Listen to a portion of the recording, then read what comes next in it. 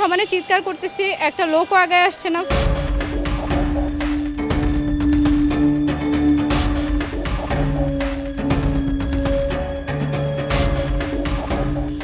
শনিবার দুপুর ২টা ধানমন্ডি সরকারি বালক উচ্চ বিদ্যালয়ের সামনের ফুটওভার ব্রিজের সিঁড়ি দিয়ে নামছিলেন বাংলাদেশি পর্বতারোহী শায়লা বিথি। হঠাৎ পেছন থেকে তার উপর হামলা হয়। হন হেনস্থার শিকারও, তবে ছিনতাইয়ের চেষ্টা করা হয়নি। কিছু বুঝে ওঠার আগেই পালিয়ে যায় হামলাকারী। শায়লা বলেন, হামলার সময় সাহায্যের জন্য চিৎকার করলেও এগিয়ে আসেনি কেউ।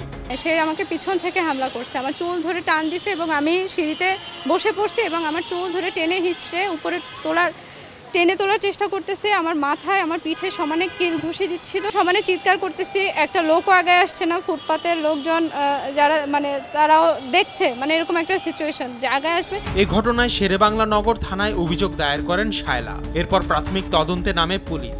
সিসিটিভি ক্যামেরায় ধরা পড়ে হামলাকারীর পালানোর চিত্র। এর ভিত্তিতে পুলিশের ধারণা হামলাকারী ভ্রাম্যমাণ যুবক। সিসি ফুটেজ দেখে মনে হচ্ছে এই লোকটা হয়তো কোনো টোকাই ধরনের কোনো ছেলে হতে পারে, অল্প বয়স্ক, এবং পায়ে কোনো জুতা ছিল না।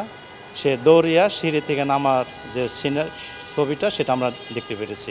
২০২২ সালে বাংলাদেশের প্রথম নারী পর্বতারোহী হিসেবে হিমালয়ের প্রায় ৬,৩৩২ মিটার উঁচু ডোলমাখাং পর্বত জয়ের রেকর্ড গড়েছিলেন শায়লা বিথি।